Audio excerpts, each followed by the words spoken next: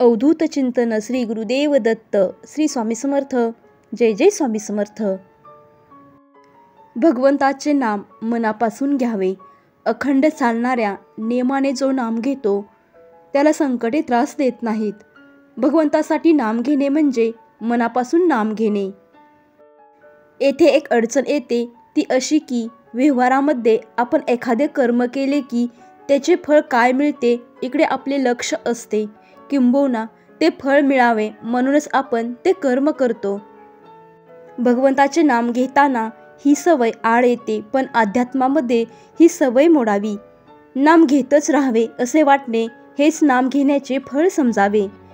नाम घेण्याची वासना शिल्लक उतरून इतर वासना विरामात पावतात म्हणजे पूर्ण काम. पूर्ण काम होऊन जो नित्य नेमाने नाम घेतो त्याच्यावर संकटे आली तरी त्याचे नाम खंडित होत नाही.